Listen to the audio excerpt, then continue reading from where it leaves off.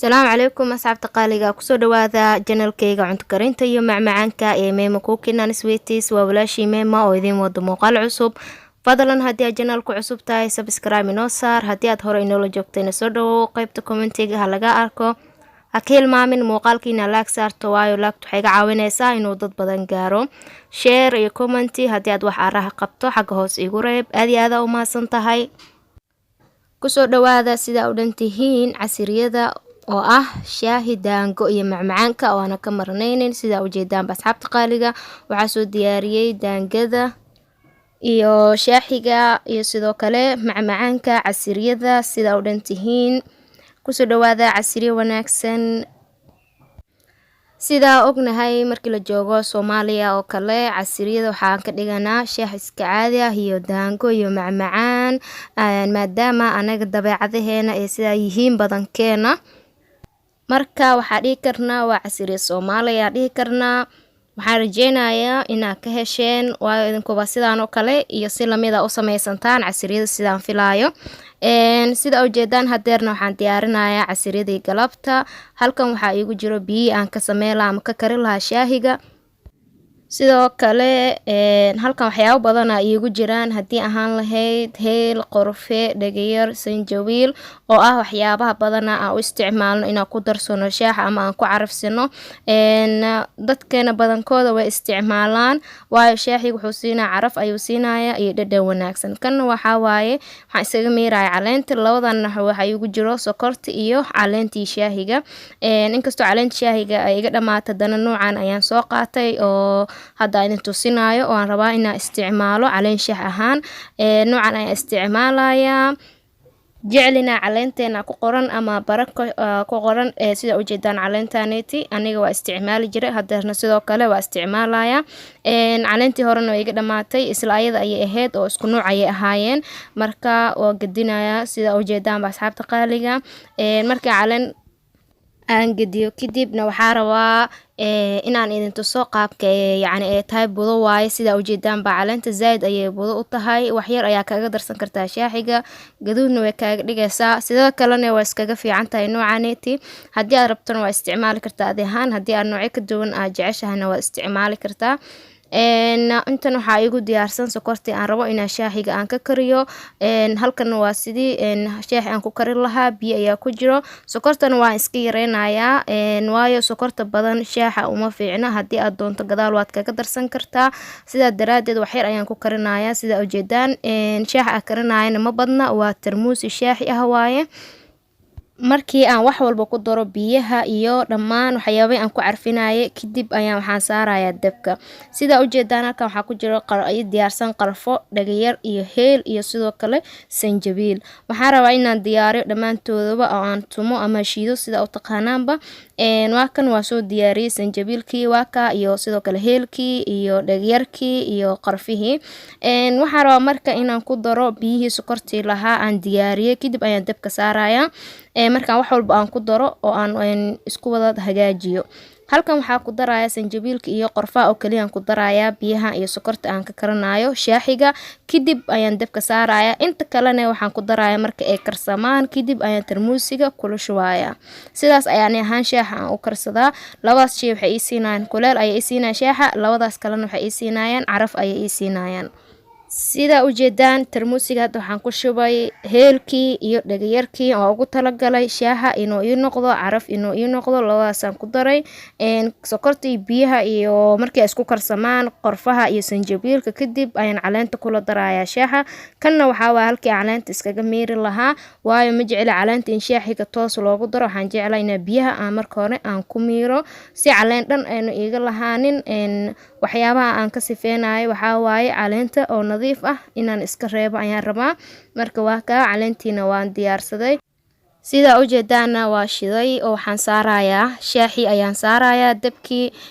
shaahna waa ka waan saaray wuu soo burinayaa ama uu karayaa sida u taqaanid shaaheena. waxyaabaha aan ku darin waa ka kor ka muuqdo. waxaan rabaa inay zaid isku dhex galaan oo caraf isku noqdaan labadoodaba. kuleel inay isiyaan ayaa ugu talagalay sanjabiilka iyo qorfaha. waa ka shaaheeniina wuu karayaa waa inuu xoogaa karo si zaid iskugu dhex galaan waxyaabihii aan rabay inaan ku kululeeyo ama aan ku carfiyo sida sanjabiilka iyo qorfaha.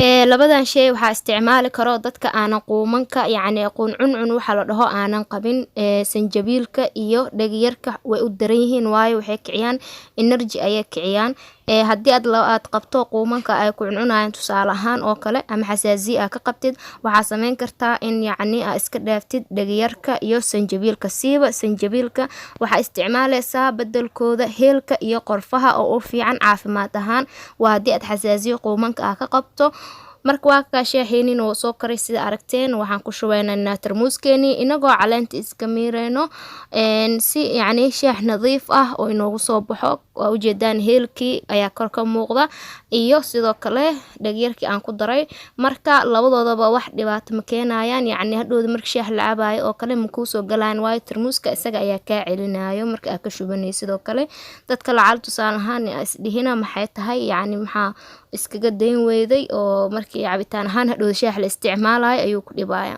halkan caanihi iyo biyo diiran ayaa igu diyaarsan oo ugu talagalay inaan ka dhigo cadeyska shaaxa maxaa yeelay anaga dabeecad waxaa leenahay shaax cadeys ah iyo shaax rinji labadaba inaa cabno marka waa ka waxaan diyaariyey cadeyskii aniga oo ku qasay biyo diiran caanihii aan ugu talagalay inaan cadeysiga shaax aan ka dhigo waayo marka waxa biyo diiran aan ku qasay zaid ay isku dhex galayaan laakiin haddii aad caanaha biyo diiran ku qasin waxay ka noqonayaan si kale oo aanan fiicneynin waa ka marka shaaxeeniina waa soo diyaariyey iyo cadeyskii labadoodaba oo dhammaystiran sida ujeedaan asxaabta qaaliga shaax diyaar waaye haddee waa ka waxaa kaliya inoo haray waxa ay tahay inaan sameyno daangadeeni daanga Soomaali ah waliba halkan waxaa iigu diyaarsan sida ujeedaan asxaabta qaaliga daangadii aan ugu talagalay inaan dubo waa daanga Soomaali waxaa jirta daanga gasaacyada ku jirto oo sijil ah oo yacni markii la dubo zaid u badanayso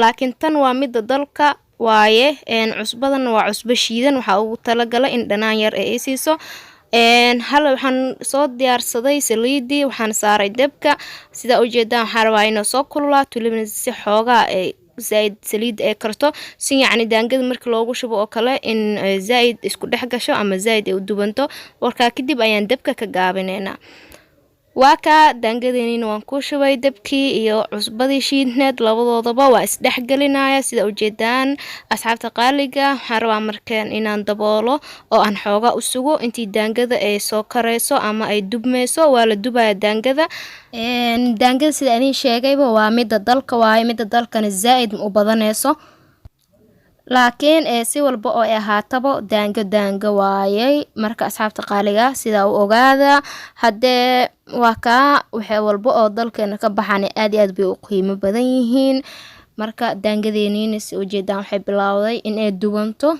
walibana ay kor u soo kacdo oo waxaa ka dareemaysaa marka inay dubmayso daangada oo kale waxaa waa xoogaa u sugaysaa marka xoogaa u sugto oo ay joojiso yacni sidaan oo kale yacni ay noqoto daanga oo qiyaas ahaan markaa fiiriso inay dubantay malayn karto daboolka ka qaadaysaa xoogaa waa isdhexgelinaysaa hadda waa ka waan isdhexgelinayaa muhiimadda waxay tahay inaan idinla wadaago casiriyada iyo qaabka u diyaariyey laakiin waxaa dareemi karaa in qof walba uu daanga iyo shaax iyo uu samaysan karo aad iyo aadna u mahadsantihiin qaabka ay la socotaan waa idinkaaga mahad celinayaa asxaabta qaaliga daangada dalka marna ma wada dubmayso sida midda kale ee gasaacyada ee dibadda ka imaado dhammaanteeda wada dubmayso oo kale ama ay zaid u badanayso daangada dalka sidaas ma ahan idinkana waa garan kartaan marka waa ka asxaabta qaaliga sida aad dareemi karo daangada hadeer waa ay dubantay intaan ka badan dabka ma lagu sii heynayo sababtoo ah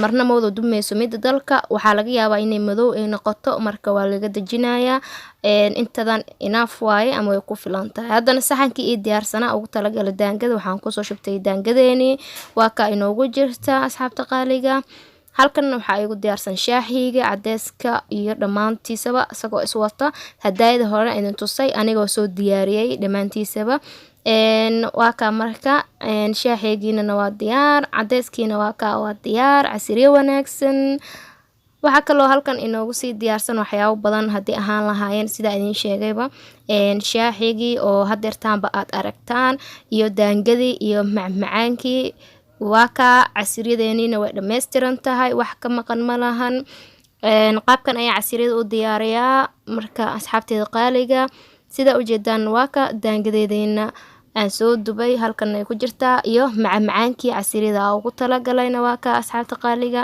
waxaan idin leeyahay casiriyo wanaagsan sida u dhan tihiin. haddii aad channelku cusub tahay ha hilmaami inaad subscribe saarto, haddii aad hore inoola joogtayna soo dhawo mar kale, muuqaalka like saar si dad badan oo inoogu gaaro. mar walbana waxaan idin leeyahay waan idin mahad celinayaa, wax walba oo badan waxyaabo badan waan soo gudbin doonaa insha Allah. aad iyo aad u mahadsantihiin.